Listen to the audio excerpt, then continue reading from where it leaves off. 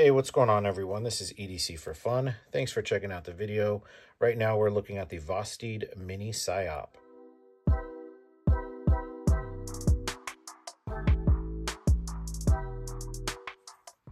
This little guy is coming to us by way of the Lefty EDC Pass-Around group. Big shout out to those guys for keeping things moving and giving people like me an opportunity for checking out knives like this. So right off the bat, we've got a really cool looking little knife. It is definitely a little knife. We'll get some specs here in a minute. But we've got a beautiful weave carbon fiber handle. We've got a machine satin LMAX drop point style blade with a really nice swedge on the top there. Blue anodized thumb studs, blue anodized back spacer, and we do have a crossbar lock, which I'm not the biggest fan of. I'll say more about that in a little bit. But it does look very nice. It is very pocketable. It's got a loop over deep carry pocket clip. So it's lightweight, it's small, it carries really well. It's got decent ergos on it. But I have a couple issues with this, other than, to be honest, it's just not really connecting with me. So yeah, with that being said, let me compare it to a couple things. Maybe you'll kind of get a flavor for what I'm, dealing with here. So this is the Civivi Odium. I paid like 30 bucks for this. This is actually my son's knife. So thanks, son, for letting me borrow this for this video. But the reason I'm bringing this out is because this is 30 bucks. This is 140 or 130, somewhere around there. Obviously, this is better materials. You've got carbon fiber. You've got LMAX steel. You got a little bit of stylization on there. This guy is, I think it's D2. Either D2 or 14C. I can't remember. One of those budget steels. I think it's D2. G10 handles. So it's a pretty basic budget build, but size-wise, it's the same. Stylistically, is this one a little bit cooler looking? Yeah. Is it $100 more cooler looking? I don't know. Is it $100 more cooler looking for the materials? I don't know. I mean, I'm not saying it's not worth it. Everybody, prices or value is in the eye of the beholder. But yeah, when I got this in pocket and started carrying it, I kind of just gravitated towards this Odium. I said, son, let me see that. And I mean, the action on this guy is phenomenal. You can reverse flick it. You got I've never reviewed this, by the way, the back flipper there. And this guy pockets well and carries well. And it's got this big old chole there, so you can, get a really nice secure grip on this guy. Got a little bit of jimping up there as well. Yeah, this is an awesome little knife for, like when I got it, I think it was like 30 bucks or something like that. I don't know if the price is the same now, but it's got to be around there still. And this guy, I mean, the ergos are okay. They're not bad, but you've got this, like, I don't know, this weird notch thing here. So if I hold it up here, it just doesn't feel as secure as this does. And then if I hold it back here, like, it's comfortable, but then I only have 3 fingers on the knife. So, I mean, as far as cutting tools go, if you're just looking at, dollar for dollar, yeah, this Odium is the way to go. So now I'm going to look at it next to another Vosteed. This is the Vosteed Hedgehog. This is a little big knife. So you can see they're pretty close in size. The Hedgehog is obviously a little taller, a little bit longer. It's a little bit heavier. But this was, I think, $120. S35 VN steel, G Mascus scales with a frag milling pattern on there, top button lock, back flipper. I mean, for my money, this blows this out of the water. And if you have this knife and you like this knife, I'm not dumping on this knife, okay? If you like it, cool. I'm not saying it's a bad knife. I've already said a couple times I think it's a cool knife, but it just hasn't connected with me. And this here is a big reason why. I'm much more inclined to carry and use this guy. I get an excellent purchase on here.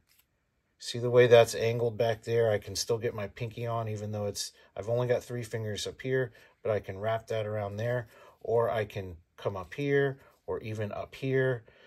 So, you know, for a knife that's not much bigger, it certainly feels a lot bigger. And there were times when I was carrying this guy where it felt like it was going to slip out of my hand, you know, and sometimes when I was fidgeting with it, it just, yeah, there we go right now. So I don't know. I'm not a big crossbar lock fan. The detent, air quotes there, they're just spongy. I mean, this does have the, what do they call that? I don't know what they call that, but there's a couple holes there, 3 holes there. I believe you can adjust the tension on there, but I haven't even bothered with it. I'm just not a Omega Spring crossbar style fan. I have a Griptilian that's got that on there, and I don't know. It's just, that's the only knife I'll keep around with that kind of lock on it. But yeah, so anyway, I started saying, sometimes when I'm fidgeting, flicking this guy out, like because of the size, like my fingers hit the thumb studs and I'm just holding it in a weird way. I feel like it's just going to cut me. I don't know. And sometimes like the thing just, I don't know, just the way the blade kind of bounces around. Sometimes it just, I don't know. It's just, it's leaving me kind of scratching my head. As you can see, I'm kind of fumbling with my words here. One more comparison. Then we'll look at the specs and a couple final thoughts. This is a Spyderco Para 3. This is another small knife, but it's bigger than this one. And again, maybe I'm not a small knife guy. I currently don't have my, well, it's not mine anymore. I gave it away. But the MKM Asanzo, that guy was tiny, but I don't know, it felt more secure than this. So same thing with this Spyderco Para 3. I've got, you know, all 4 fingers on here. I can still choke up. I've got this thumb ramp. Like, this guy just locks in. You know, at no point do I feel locked in with this guy. It's completely lacking for me. Okay. Like, try not to ramble, so I apologize if I'm kind of scatterbrained here. So looking at the size, all right, overall, we're at about a little over 6.5 inches. Blade from tip to, I mean, if you want to go to here, it's like 2 3/4. If you want to go to where you can still see steel, it's 3 inches. It's not really a 3-inch blade. If you look at the cutting edge, we're looking at, sorry, it's going to be a funny angle. Obviously, it's got some belly on it, so this isn't 100% accurate, but I mean, I'm looking about like 2 5/8 maybe cutting edge. So I mean, you certainly, you know, you've got a decent blade to handle ratio. You've got a nice, you know, belly on this guy. So yeah, it's not bad. It's just not clicking with me. We'll get a weight real quick.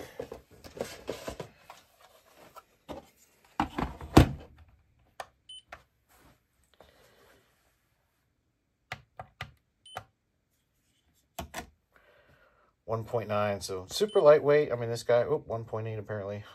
You know, disappear in your pocket kind of knife. Yeah, see right there, just bounced off that. Just kind of annoying. Yeah, and then again, right there, it just fails to deploy. I mean, it's probably just me, guys, but it is frustrating. Last thing I'll compare here is not compare, but just to make a point. I do like the Elmax steel. I have a little bit of Elmax steel.